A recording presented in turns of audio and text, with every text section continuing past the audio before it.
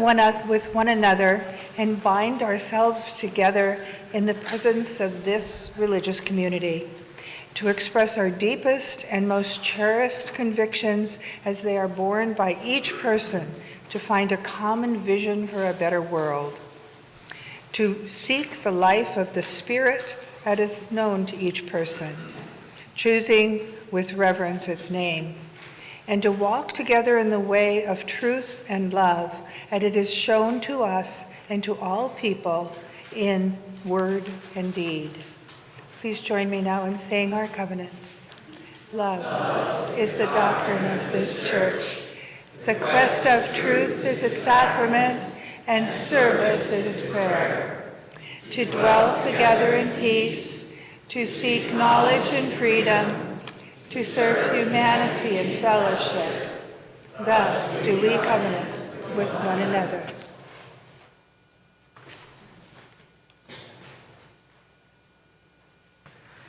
Now is the time for the lighting of our community candles. It is a time to share that which sits heavy on your heart and that which lightens your heart. We start by lighting a candle for peace in the world.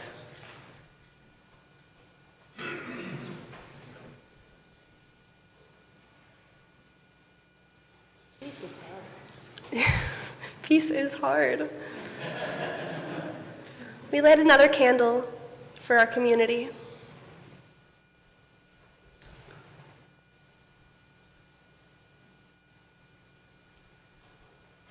Please join me in lighting candles.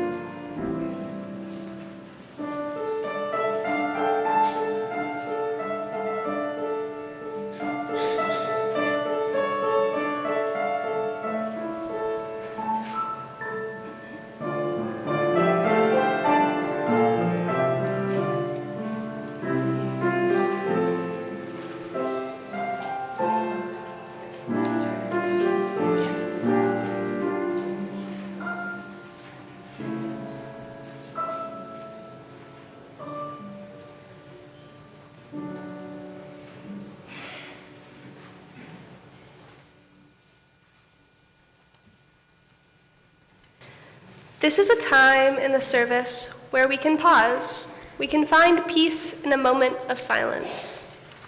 Please join me in the spirit that some call meditation and others name prayer.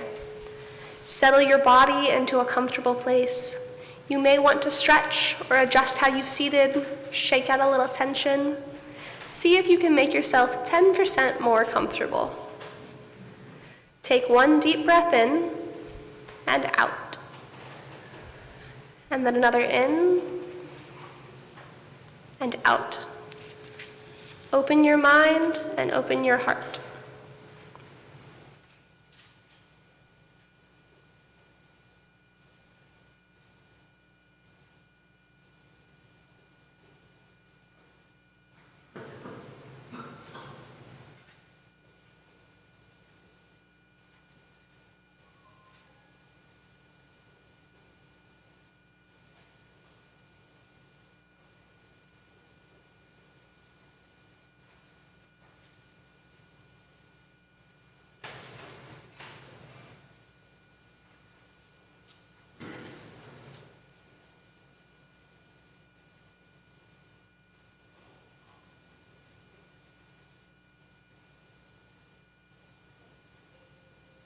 Now it is time for our meditation through singing.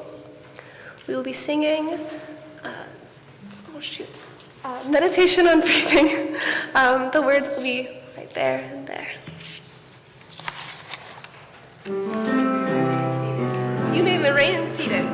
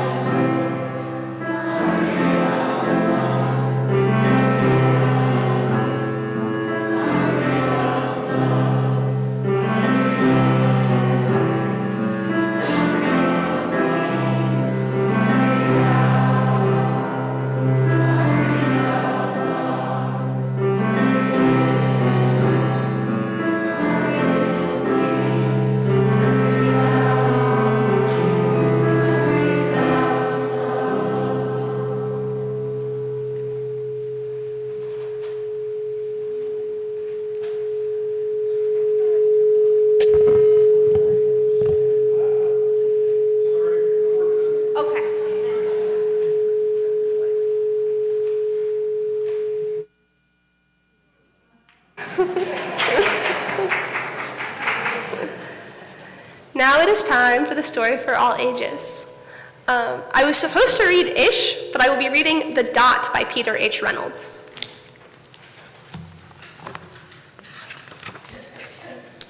And do the kids normally come up front? No, okay. Some things have changed.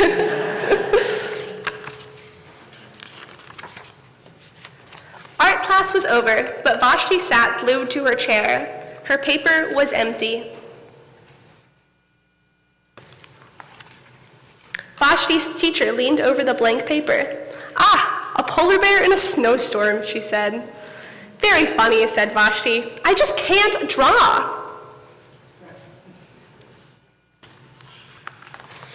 Her teacher smiled. "Just make a mark and see where it takes you." Vashti grabbed a marker and gave the paper a good, strong jab. "There!" The teacher picked up the paper and studied it carefully. She pushed the paper towards Vashti and quietly said, "Now sign it."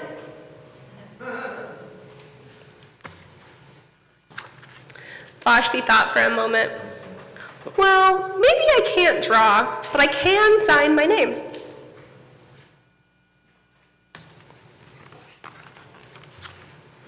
The next week, when Vashti walked into art class, she was surprised to see what was hanging above her teacher's desk. It was the little dot she had drawn, her dot, all framed in swirly gold.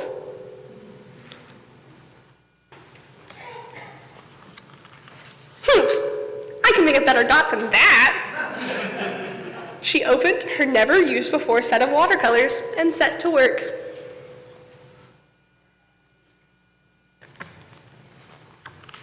Vashti painted and painted. A red dot, a purple dot, a yellow dot, a blue dot. Then she mixed the blue with the yellow. She discovered that she could make a green dot. Vashti kept experimenting. Lots of little dots in many colors.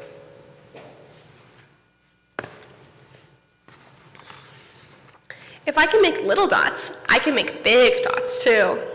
Vashti splashed her colors with a bigger brush on bigger paper to make bigger dots. Vashti even made a dot by not painting a dot.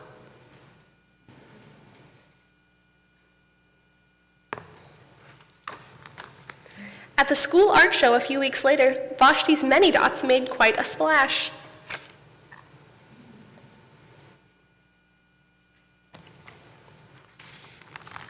Vashti noticed a little boy gazing up at her.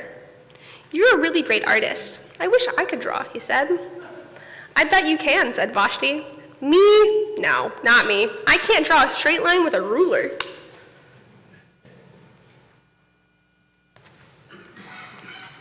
Vashti smiled. She handed the boy a blank sheet of paper. "Show me." The boy's pencil shook as he drew the line.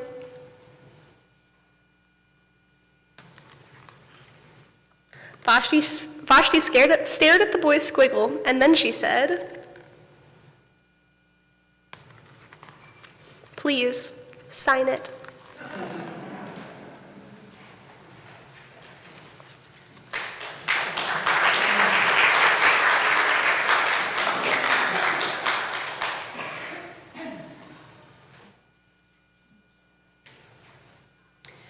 Our keeper of the flame today is Violet Swick.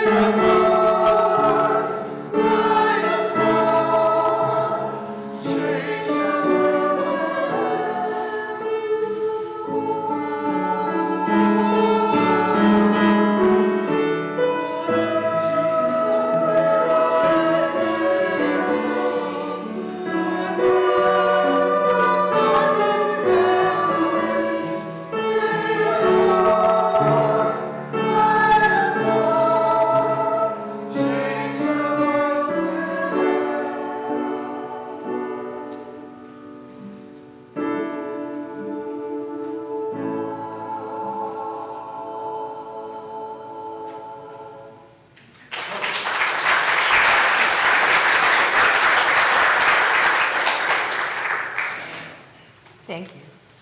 And thank you, Rebecca, for choosing this reading this morning. It's one of my favorites, and I bet somebody else in the room is a favorite too. It's Wild Geese by Mary Oliver. You do not have to be good. You do not have to walk on your knees for 100 miles through the desert repenting. You only have to let the soft animal of your body love what it loves. Tell me about your despair, and I will tell you mine. Meanwhile, the world goes on. Meanwhile, the sun and the clear pebbles of rain are moving across the landscape, over the prairies and the deep forests, mountains and rivers. Meanwhile, the wild geese, high in the clear blue air, are heading home again. Whoever you are, no matter how lonely, the world offers itself to your imagination, calls to you like the geese, harsh and exciting, over and over, announcing your place in the family of things.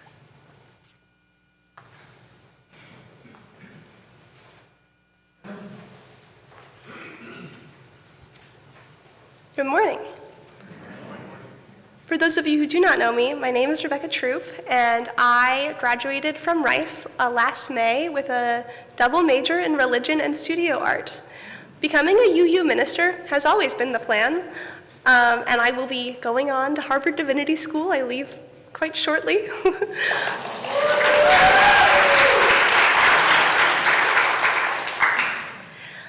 And while that is, I'm so happy for that, I am also so happy for the role that art has played in my life. During my 4 years at school, I really focused on art. I made a lot of art, and I learned a lot through the process of making art. And it has been such a comfort for me through this time of formation in my life. And so I have rediscovered and nourished a deep love of art. I was always an artsy kid. I loved painting and crafting and everything. I stopped taking art classes in 8th grade, but I came back to it my freshman year of college. I was taking these religion classes, and they were an existential crisis in a class. I needed to get out of my head and into my body, so I took a sculpture class and declared the art major and just kept going. Art has taught me so many things, but what I want to focus on today is what art has taught me about mistakes. Art has taught me that taking risks and opening yourself up to making mistakes allows for more growth and more enjoyment of life. My sophomore year, I was taking 2 studios at the same time, beginning drawing and beginning painting. I was in these 2 classes for 12 hours a week, plus many more for homework. I have a secret. I didn't know how to draw. While I had taken art classes in middle school and had used tracing tables and the grid method, I could not look at something and make it appear on the page. And certainly none of this plumbing, this closing one eye and holding your thumb and trying to make it look right. I was an art major, and I didn't know how to draw. We drew lots of still lifes, nonsensical ones with orbs and cones and boxes and random objects that only make sense when you're trying to learn drawing skills. And I would choose the easiest view of these objects. I would spend double or triple the time drawing these things as some of my peers, staying late after class, coming in for 3 hours in the evenings. And we would get to critique day, and I would pin up my drawings next to everyone else's. And despite spending all of this extra time, my drawing was always the least developed. I could never get the proportions right, and I could never get the darkness I needed from my pencils. While I knew how to paint, that class wasn't much better. Oh my goodness. I am so sorry. I am making a lot of mistakes this morning, and I printed off the wrong copy of my sermon. Give me a second to grab my phone, and I will preach from that. I apologize.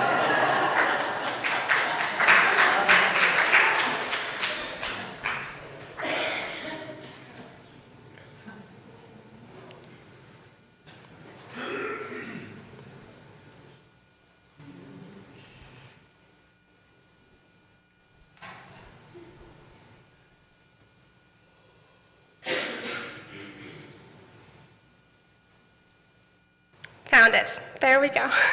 This was not intentional, but it does go with the theme.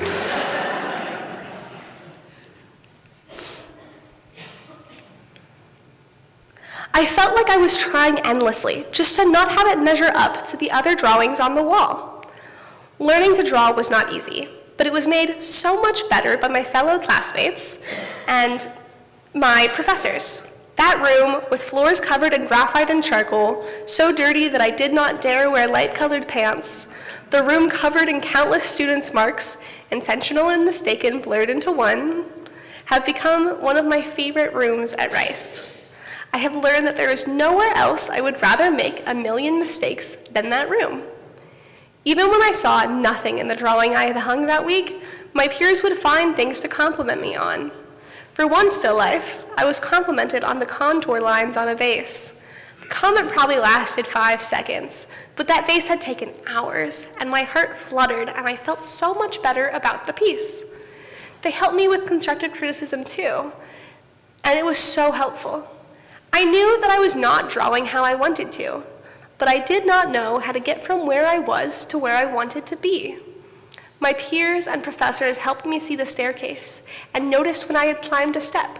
That noticing was what I needed. They saw the progress that felt invisible. I can now draw. My professor told us on the first day of class that by the end of the semester, we would be able to look at a vase of flowers and draw it, and people would know what it was. I did not believe him, but of course, he was right. I kept making drawings I wasn't happy with. Instead of freezing, instead of dropping the class or the major, I kept trying. I kept showing up. I learned that the best way to make one right mark is to have an eraser in hand and make 15 wrong marks if that is what it takes. I learned to nudge, to keep erasing and redrawing, taking a distorted form on my paper towards the one I saw on the pedestal in front of me. I figured out how to leverage my materials to be what I needed, and I learned to love the oh-so-messy mediums of charcoal and ink. I learned that the goal was having the paper be perfectly white, no smudges, no erase marks, was not the one for me. I learned to enjoy this instead of fearing the moment I made a mistake. And I learned what sometimes I really want is a wonky drawing, that the wonky drawings are really fun to look at and to make. Our academic grading system rewards perfection and memorization and does not reward risk-taking or mistake-making. You get points off for mistakes. I have never seen a rubric with points for risk taken or mistakes learned from. My art classes reject that grading system, instead grading based on effort and growth. In that drawing class, I also learned that you do not grow from the easy path. Making a drawing that I know exactly how it will turn out is not interesting or enjoyable for me, and it doesn't push me to grow. Making a mistake that I have questions and uncertainties about, one where I will make mistakes, even when they are oh so uncomfortable to make, has taught me much more. Making mistakes is hard, and the skill of being bad at something is not a skill often talked about. We value and reward people who are skilled, but we do not often reward people, adults, who are trying and making mistakes. I have heard the phrase, you cannot teach an old dog new tricks, but I wonder if the truth lies in the dog or in the humans who do not get out the treat bag for his half-learned tricks. Yes, it may be true that our ability to learn new skills decreases as we get older, but does that not make it even more impressive when we try new things? A story that reminds me of the beauty of mistakes is Sisyphus. After tricking the Greek gods, he was tortured with a rock he had to roll up a hill, only for it to, time and time again, roll down before he could reach the top. He then must return to the...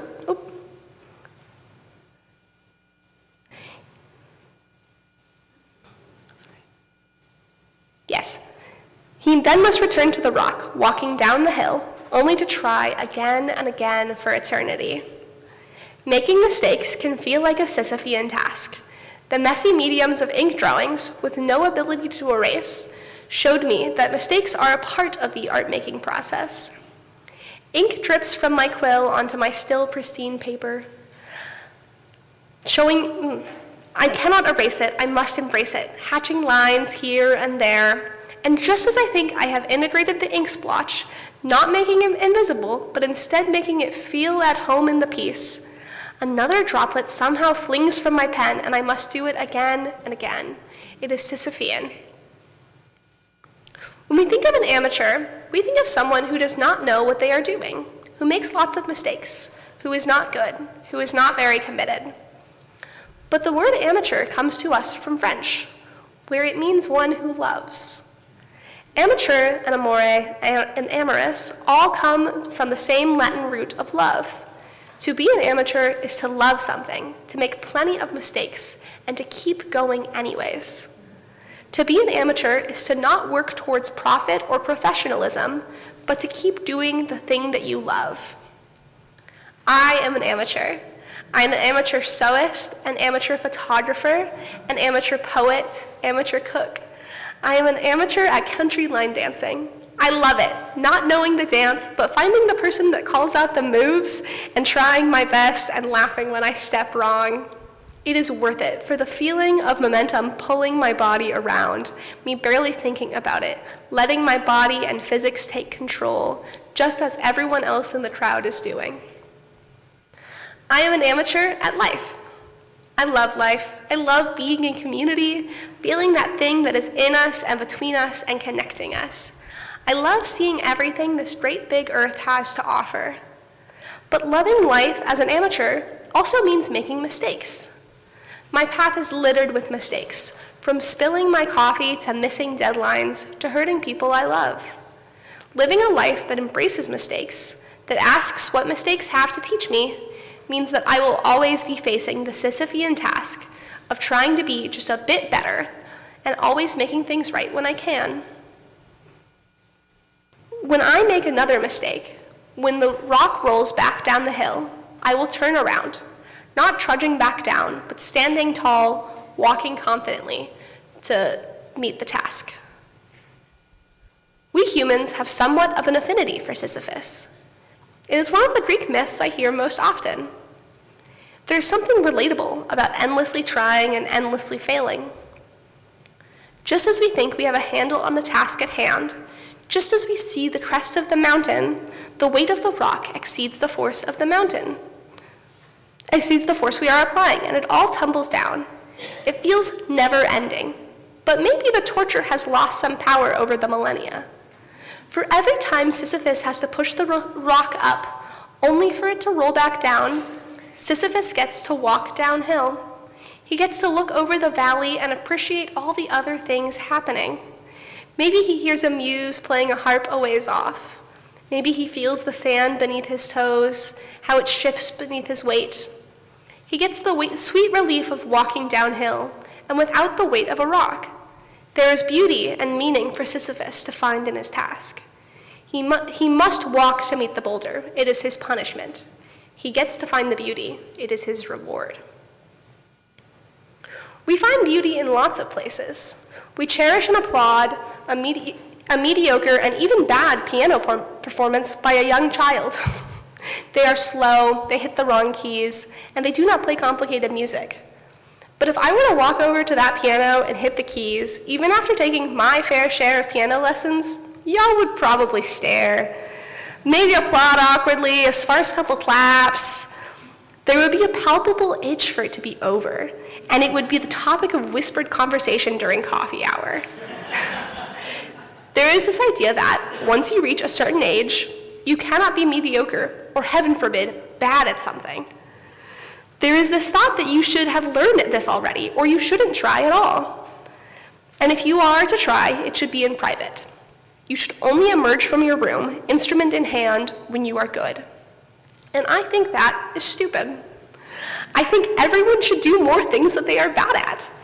I want to hear your shaking fingers on the piano. I want to see your unskilled art. I want to see the thing you drew and immediately wanted to tear out the page, crumble it up, and throw it away. I want to hear the song you sang when no one was home, the one you sang so loud, and even the part where you forgot that lyrics and you stumble through.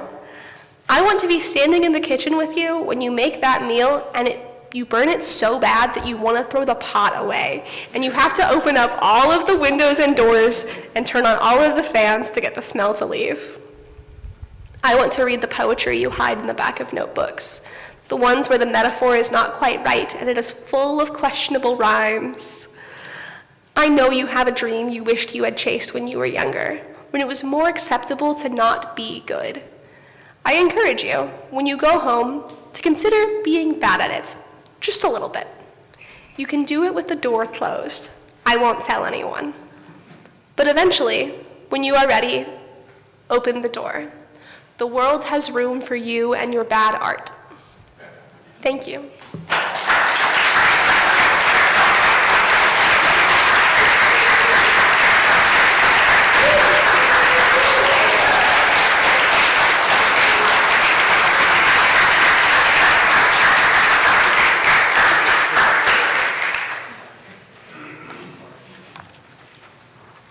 Well, that wasn't bad. Once a month, we reach out to our community partners through our Share the Plate offering, where half of all unpledged income goes to become a financial gift to these partners. Today, we will share the plate with FEEL, which is a Houston-based immigration organization. It helps immigrant families and students in the fight. It is an immigrant-led civil rights organization that advocates for immigrant youth and their families. FEEL works to expand access to higher education, regardless of immigration status, and promotes justice, opportunity, and dignity for all. Please give generously this morning to support this worthy cause. The offering will now be collected and gratefully received. If you are visiting this morning, please, your presence is gift enough.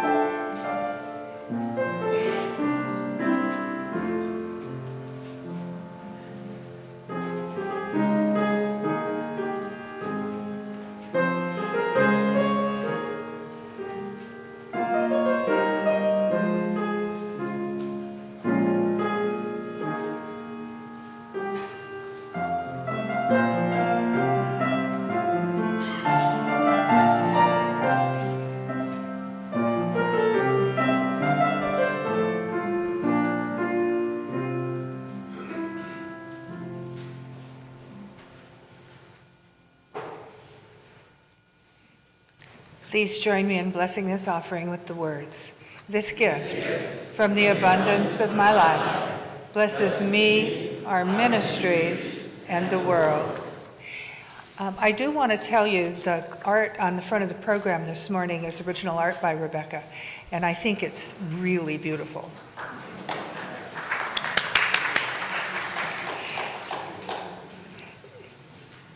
There are a lot of happenings at BAUUC today. Join us for coffee and fellowship immediately after the service in Cockrell Hall. Then, our religious education program is hosting a field trip to the Pet Adoption Center and Cat Cafe, and everyone is invited. Did somebody say something? No? Learn about pet adoption and meet some of the adorable furry friends. At 12:30, you're invited to join us for lunch at Wales Mediterranean Cuisine. That's on Bay Area Boulevard, if you don't know where that is.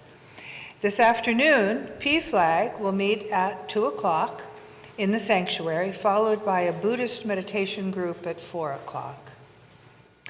And next Saturday, this coming Saturday, you're invited to put your UU values into action by helping fight hunger in our community. By helping to fight hunger in our community. Join us as we volunteer together at the Houston Food Bank.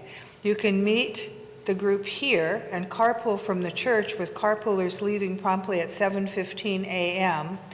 Check your order of service for all the details. You can also meet the group at the food bank in Houston if you'd rather. We hope you'll join us for this meaningful morning of service. And mark your calendars. We have set the date for our annual Fringe Art Festival. Join us on Saturday, November 7th for this celebration of creativity and community. We're looking for artists to be part of this year's festival. So if you're a painter, photographer, potter, fiber artist, jeweler, musician, or creative of any kind, we'd love to have you join us. Watch Tuesday's email blast for all the details and how to, including how to reserve a booth. We can't make all the announcements here at this time, but you'll get a lot more information from our weekly news briefs on Tuesday, and stay connected and sign up for email. You can do that either online or sign up in the guest book outside the sanctuary. And again, please join us for coffee after the service in Cockrell Hall. And if you're new here, Cockrell Hall is just down the hall, past those classrooms and on the right. We'd love to see you there. So please now stand in body or in spirit for our closing hymn, Dear Weaver of Our Lives' Design.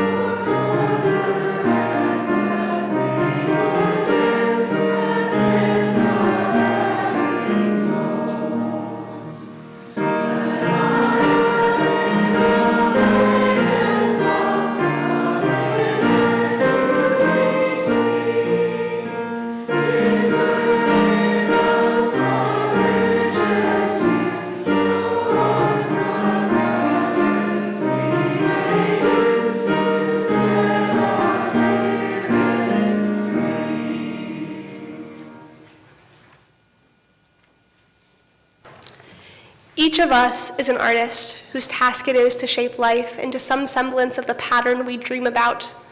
The molding is not self alone, but of shared tomorrow and times we shall never see. So let us be about our task. The materials are very precious and perishable.